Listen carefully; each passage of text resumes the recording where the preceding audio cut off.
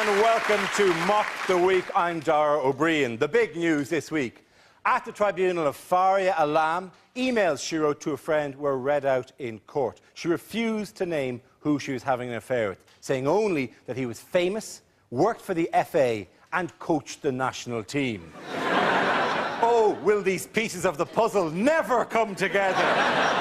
While having an affair with Sven-Göran Eriksson at the FA, Faria nicknamed him Sugar because he was so sweet. Ironic as Sweet FA is all England have ever won with her.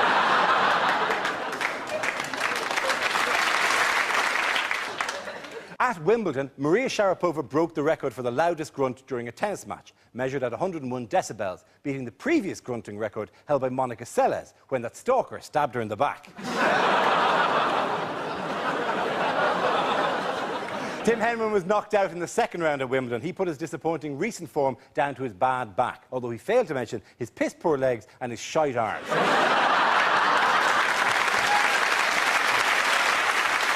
Joining me tonight to work their way through a series of satirical games are 6 of the country's finest comedy performers. Andy Parsons, Rory Bremner and Linda Smith, and David Mitchell, Hugh Dennis and Frankie Boyle. Welcome to you all.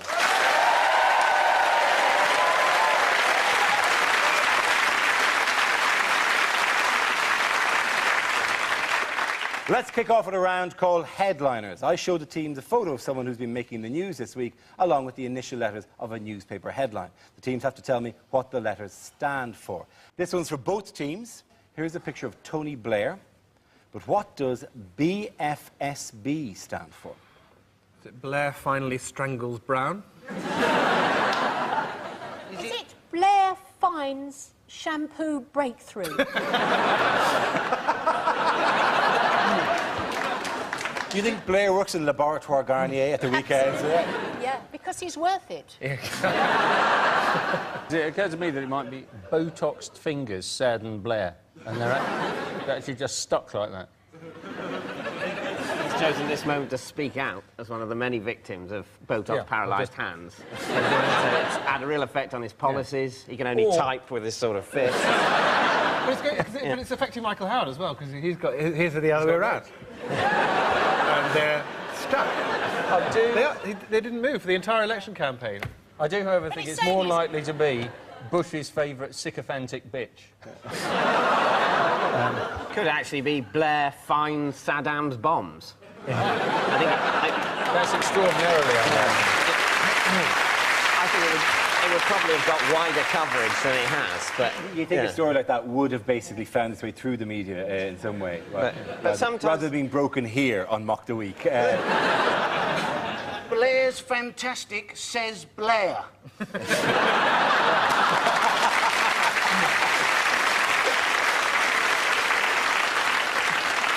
I'll give you a clue. It's something to do with a thing you put in your mouth.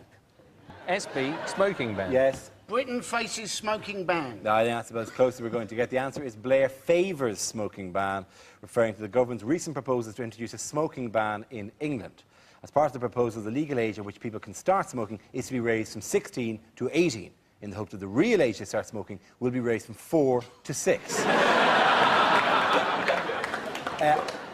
Are you in favour of this smoking ban? The thing about the smoking ban is that when it comes into force, the Department of Health apparently have issued lots of details about exactly how big and how many no smoking signs there have to be everywhere in all public places. But I don't understand that because it would then be the law, you don't need the signs anymore, because you don't have no murdering signs or signs saying for the comfort of other passengers, please don't stab them in the face and nick their stuff. This thing, because they're banning hunting, they're banning smoking. I mean, beagles have got no pleasures left.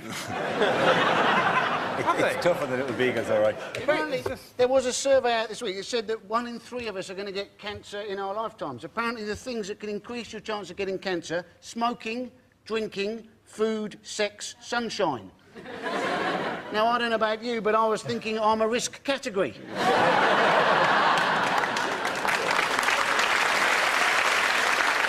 It's had a bizarre effect in Ireland, where it came through about a year ago, and whereby it's been enormously popular with people. The smokers love it because they have to go outside to smoke, and so they meet other smokers, and it's a fantastic icebreaker. Oh, this law's a bitch, isn't it? I know, isn't it? Do you want to go to bed? All right.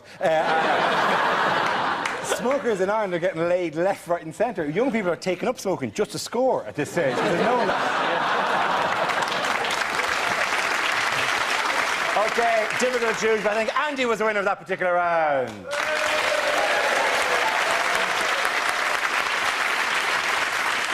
Our next round tonight is called Bombshell Phone Calls. Two players take on the identity of famous newsmakers who are on the phone to one another. At some point in the conversation, one of them will drop a bombshell. Rory, you are George Bush, and Frankie, you are Tony Blair. Tony is calling George to brief him on what's happening in Europe, but the President has a bombshell to drop. Take it away. What's that sound?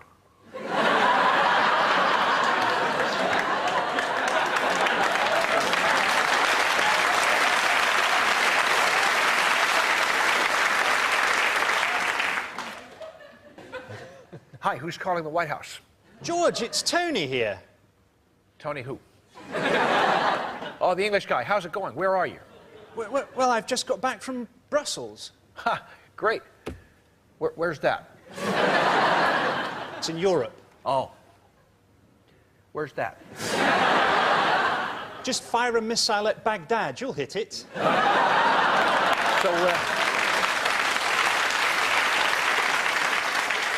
how'd you get on with the other leaders? Well, I don't think myself and Chirac got on too well. Yeah, I hate Jacques Chirac ever since he started selling weapons to the Iraqis. Yes, he completely undercut both of us, didn't he?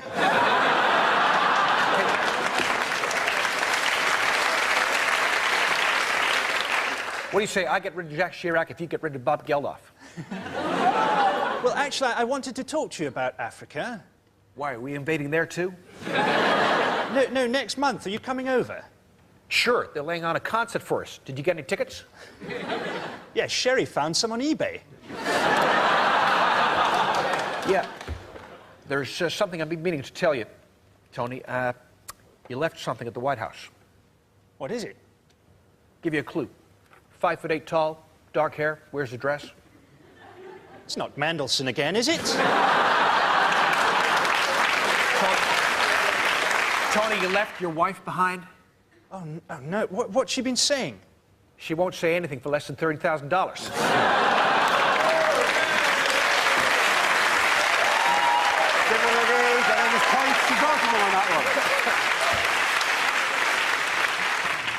Now we play a round called Topical Roulette, which involves everybody. So if you could make your way over to the performance area, please. This is a stand-up challenge based on this random news generator dotted with topical subjects and faces. We spin the wheel, and when it stops, anyone can step forward and try to make us laugh about the subject it's landed on. If I judge a player's got a big enough laugh, he or she is safe and gets to sit down again. The first team to have all its players sitting down at the desk wins the round. OK, here we go. The first subject is... that would be congestion, traffic, crisis on the roads, basically. Who's in? There is a crisis on Britain's roads, and part of it is speed cameras. You see, speed cameras don't even make cars go slower. And the problem is they're all stick and no carrot. What happens at the moment is you go through a speed camera above the speed limit, flash goes off, you get a fine. Now, where's the reward in that? What you want to happen is you go through a speed camera under the speed limit, flash goes off. 3 weeks later, you get a nice photo in a frame with a thank you letter and a book token.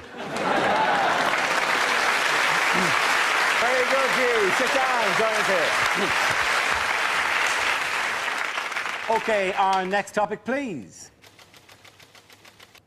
OK, it's African debt. Oh, Linda's coming in. Now, as we're all probably only too aware, Africa has a lot of debt. And there is currently a lot of pressure on the world banks to cancel that debt. Now, where is the fun in that? I think a much better idea is for Africa to say, F*** off. We're not paying it. We didn't feel the benefit, we're not paying it. What are the World Bank going to do? Repossess Africa? I think the debt is not Africa's problem. I think they should just send a kid out when they come knocking and go, no, Africa's not in. Well done. Linda, you can sit down.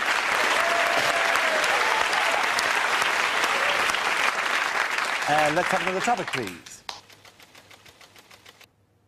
Ah, the Tory leadership contest. Ken Clarke. It's a leadership race, and Ken Clarke's deciding whether to run. No, don't laugh. It's the first time for everything. It's quite right. It's quite right that Michael Howard should make way for a younger man, or in my case, an older man. I speak for Middle England. I've got a middle the size of England. I'm a stark contrast to Tony Blair. People look at him, they say he watches his weight, he's fit. They look at me and think, oh, there's Ken, he drinks, he smokes, probably lights his farts. He's the one for me. Very good. Well done, Roy. Sit down.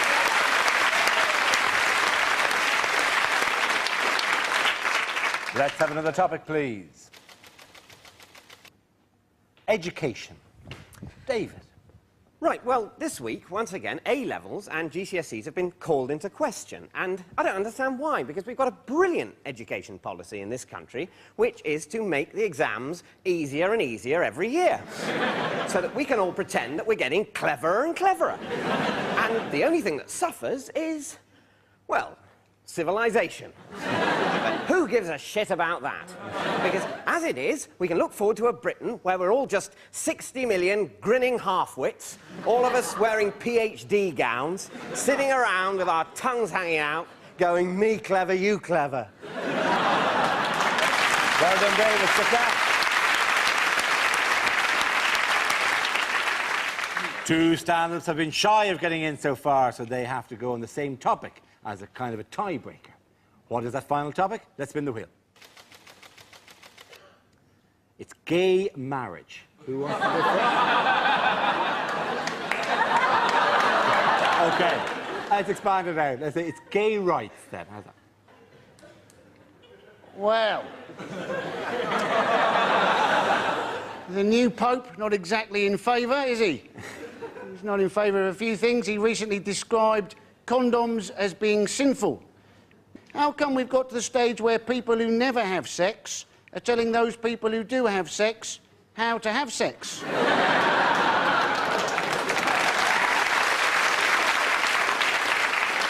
I mean, the Pope's there, isn't he? He's going, homosexuality is unnatural. Surely the most unnatural thing in the world is not having any sex whatsoever. Very good, Andy. Frankie, do you want to take a crack at that topic? Nice choice of phrase there. Thank you very much. Have you seen all this stuff about gay adoption? What's the controversy? I'd have loved to have had a gay dad. Do you remember all that stuff at school? Oh, my dad'll batter your dad. My dad could batter your dad. Listen, my dad'll shag your dad.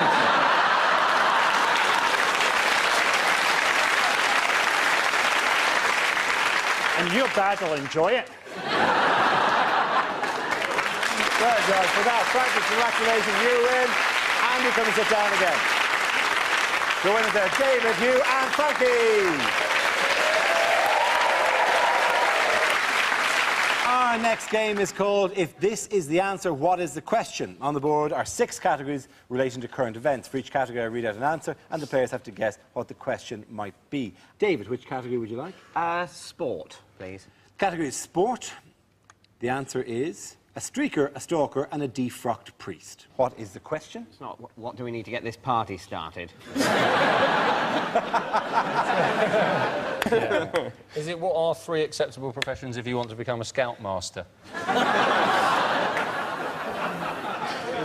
Is it what was the hugely unpopular follow-up to The Lion, the Witch and the Wardrobe?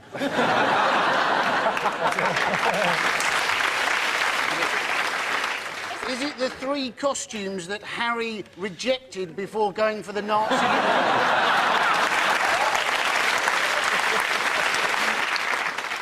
Which are the 3 interruptions to play that make watching tennis bearable? That is exceptionally good. It is to do with tennis, yeah. Unwanted guess. Oh, it's 3 people who've been banned from Wimbledon, isn't yes, it? it's probably right. The actual question I was looking for is who are among the 10 undesirables banned from Wimbledon this year. One of those banned is streaker Mark Roberts, a working-class Liverpudlian who ran naked on centre court in 2002. This led to a huge internal inquiry as to how on earth a working-class person made it through the main gate.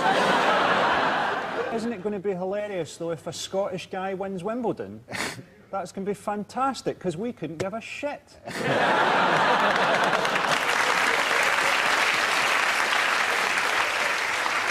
it has to be said, it is always a pleasure, to a certain extent, not to be English at this exact time of year. Because in Ireland, we don't have anyone who won it 67 years ago, so we don't feel we're owed winning it now, right? I believe it was Bonnie Austin, wasn't it?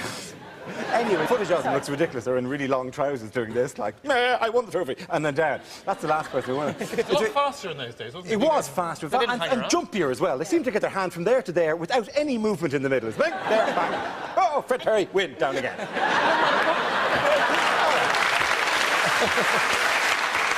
The hideous cliché is that if you win, you have to clamber up through the crowd now to hug your father or your mother who are sitting there like that. This happens all the time. At this stage, surely the twist would be that they would climb down, for Christ's sake. You've just played 3.5 hours of tennis for Jay. Just stand there and go, come on down, you lazy bastard. You've been sitting there for all of you. Go on, climb across the people if you can, mother. What do you think when they get to the top? They go, very, very good. I still loved your brother more, though. It's Pat Cash's fault. He was the first one to do it. And that, you know, and everyone was saying at the time, oh, isn't he wonderfully exuberant, Pat Cash? And at the time, even as a child at the time, I was thinking, he's not exuberant, he's a lout. Wouldn't it be terrible if you were going up there, going up through the crowd, and then you realised that you didn't have any parents? You just have to pick some old woman and hug her in the middle of it. Yes, Wimbledon authorities have banned 10 undesirables from attending the championships. Unfortunately for Tim Henneman, he wasn't drawn against any of them. Rory, do you want to choose? I'll go for law, please, Darren. Public is law. The answer is creepy and disturbing. What is the question? Is this describes Sven-Göran Eriksson's seduction technique? Well, it's my job. I'm manager. It's important for me to try out different people in new positions. You know, that's problem. No problem. Is it what is sitting on a slightly over-warm seat on a bus? I think they know where I'm coming from. Is it Michael Howard's only 2 facial expressions? What is the worst possible answer to the question, how does my bum look in this dress?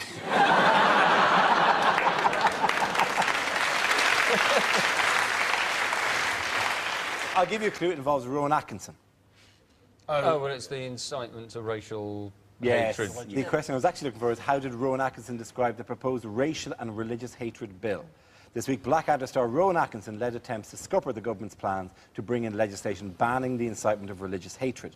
Atkinson is concerned that the proposed law would restrict freedom of expression. How do you feel about this? No jokes about religion anymore? It is tricky, really, because, to be honest, I think even after this law comes in, if you make a joke about the Church of England, you're not going to be in too much trouble, really, because I can't imagine them issuing a fatwa, really.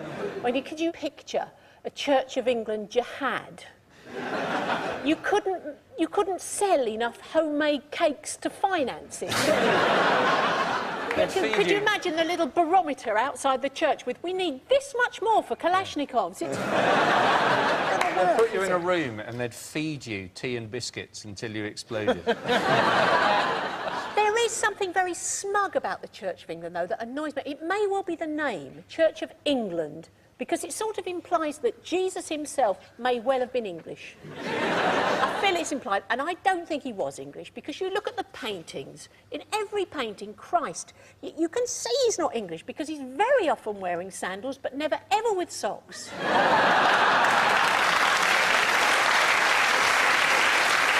Enjoy them now. Enjoy them now, folks. It's interesting now, because the Church of England about Rowan Williams is the way he pronounces the letter S. And the letter S is the principal letter of Christianity, Septuagesima, Christ, the disciples, Song of Solomon. And isn't it strange that Christ should have chosen for a servant somebody who sounds so suspiciously like a serpent?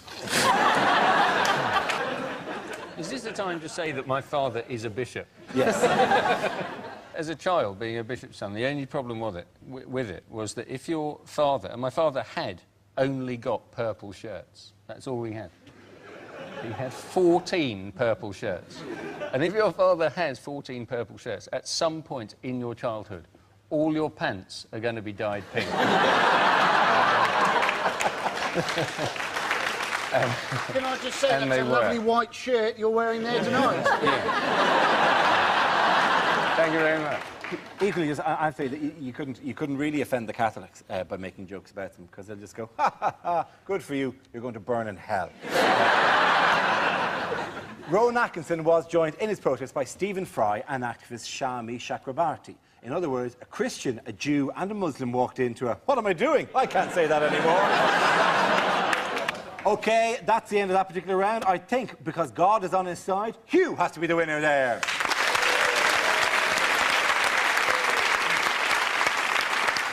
The next round tonight is called Dating Videos. The players take on the identity of a famous newsmaker and record a Lonely Hearts video in the style of that person. Everyone has to try and guess who they are. Frankie, I think you're up first. If you could take your place in the performance area, please. Let us see your dating video.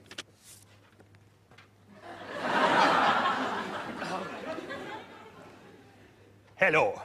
I know a lot of people think I don't have good English, but I can assure you that I am for you here waiting with the lovemaking. I see us as bringing very different things to a relationship. You will bring laughter and openness, and I will bring terrible, terrible cruelty. I'm a very deep man, often as much as 20 feet underground. But for the right lady, I allow to inspect me as closely and as regularly as she like.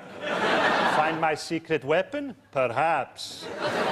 You may have seen me recently in my pants and think that I'm well hung. Well, I soon will be. You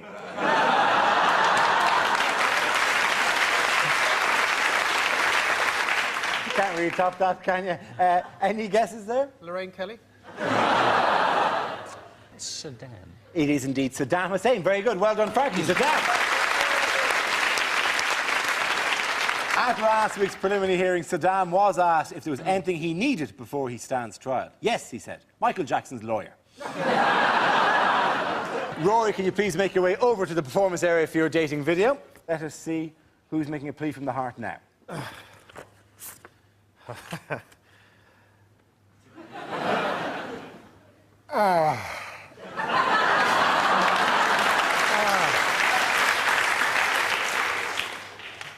And let me tell you a little bit about myself. How long have you got? I was held in prison for nearly 30 years before they found out the truth about me and made me president. It's like George Bush, only the other way around.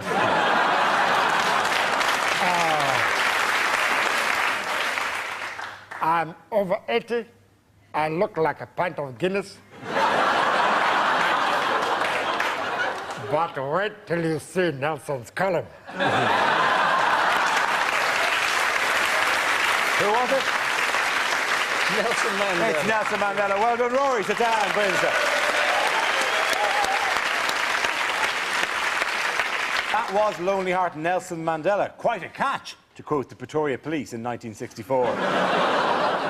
I think in that round, Rory was the winner, ladies and gentlemen.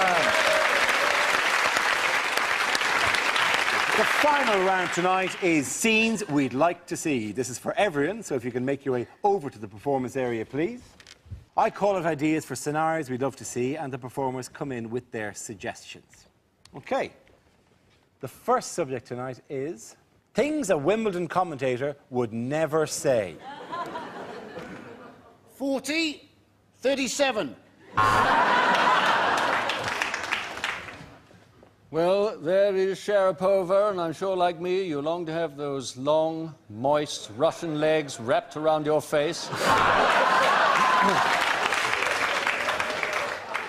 Is it just me, or are they just hitting it back and forth? How wonderful to see an all-British final. Well, there's a ball boy needs taming. Advantage Widdicombe. And as they come to the first, it's Spanish steps over safely, followed by red one. All this grunting is giving me the horn. In the women's game, Why does the pretty one always lose to the moose? Goal! Now, that one must be a man.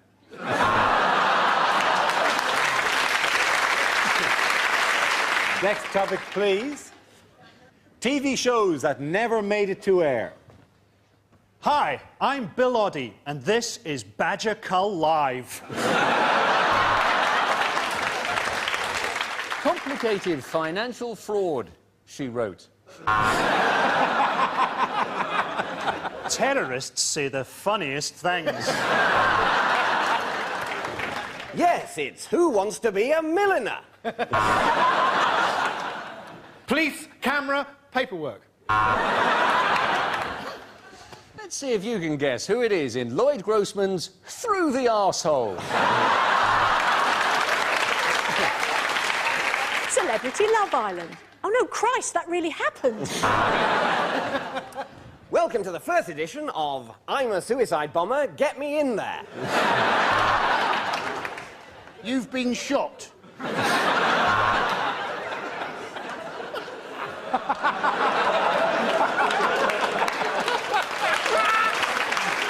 OK, next topic is unlikely lines for the Queen to include in her annual message. Some of my best friends are black. Have you been involved in an accident that wasn't your fault? Send a rebate or the corgi gets it. Aus den Schneeselhunds, mein Gurpenführer! Look, we don't cost you 99p each. We don't cost you 79p each. I'll tell you what, I'm a fool to myself, but we cost you 61p each, and for that I'll throw in Princess Michael of Kent. You can't say fairer than that. The Queen is brought to you by Power Jam.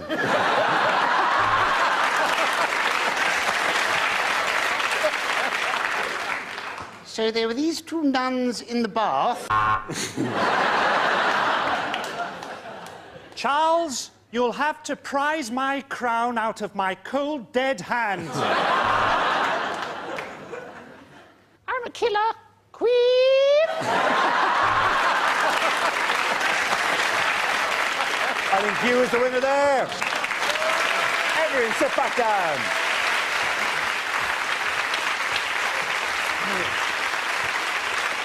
Ladies and gentlemen, that is the end of the show. This week's winners are David Mitchell, Hugh Dennis and Frankie Boyle. Commiserations to Linda Smith, Rory Bremner and Andy Parsons. Thank you for watching. Until next week, good night. BBC4 tomorrow at 9 looks at what happened when Tony Young met Julie Burchill and the modern review was born.